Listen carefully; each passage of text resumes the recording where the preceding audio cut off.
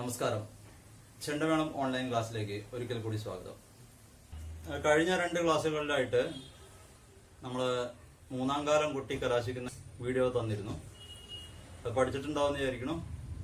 പ്രത്യേകിച്ച് കുറേ ബ്രേക്ക് വന്നതുകൊണ്ട് ആ കലാശം നന്നായിട്ട് പഠിച്ചിട്ടുണ്ടാവുമെന്ന് വിചാരിക്കണം. ഇനി നമ്മൾ 4ാം കാലത്തിലേക്ക് കടക്കുകയാണ്.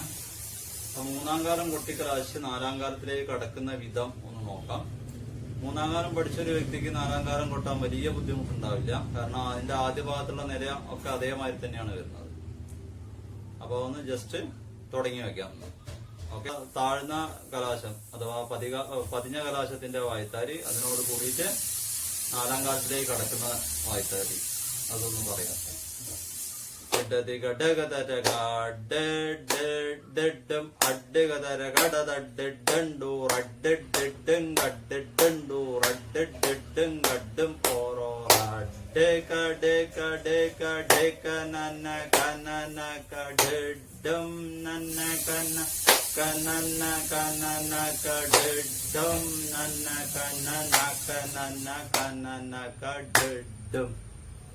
പ്രകാരമാണ് അതിന്റെ വായ്ത്താരി വരുന്നത്. 3ാം കാലം കൊട്ടി കലാശിച്ച് എങ്ങനെയാണ് 4ാം കാലത്തിലേക്ക് കടക്കുന്നത് എന്ന് നോക്കാം.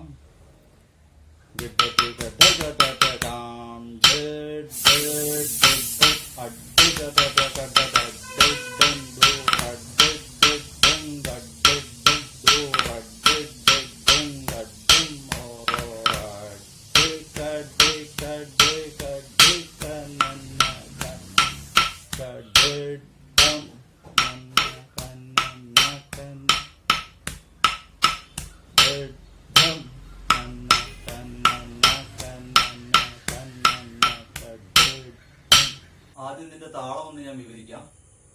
12 അക്ഷരം വരുന്നത് ത ത ദി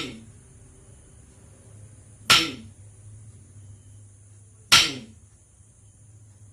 ദി ദീം ദീം ദി.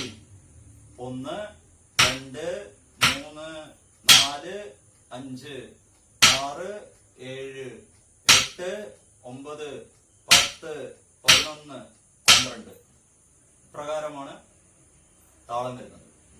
ഇതിങ്ങനെ എണ്ണി പിടിക്കൊന്നും വേണ്ട, ഞാൻ നിങ്ങൾക്ക് 12 അക്ഷരമാണെന്ന് അറിയാൻ വേണ്ടി മാത്രം കാണിച്ചു തന്നതാണ്. താളം പിടിക്കേണ്ടത് ആദ്യത്തെ 2 താ ആണ്, ബാക്കി മുഴുവൻ ധീമാണ്. അതായത് 2 എണ്ണം അടച്ചിട്ടും ബാക്കിയെല്ലാം തുറന്നിട്ടുമാണ്. 2 എണ്ണം അടച്ചിട്ട് ബാക്കിയെല്ലാം തുറന്നിട്ട് കാണിച്ചു തരാം. താ താ ധീ ധീ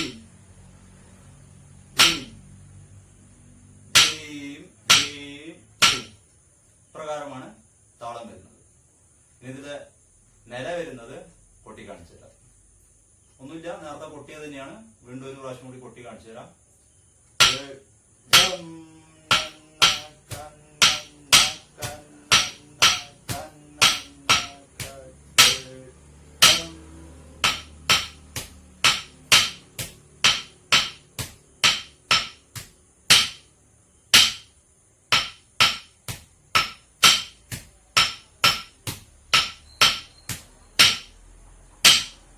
ഇത്രയായാൽ ഒരു താളവട്ടായി. എൻ്റെ ഈ വീഡിയോ കാണുന്ന എല്ലാവരും ഇതിൽ ഷെയർ ചെയ്യുക, കമൻറ്റ് ചെയ്യുക, ലൈക്ക് ചെയ്യുക, പരമാവധി പ്രോത്സാഹിപ്പിക്കുക. ഈ വീഡിയോ നിങ്ങൾ എല്ലാവർക്കും ഷെയർ ചെയ്ത് കൊടുക്കുക.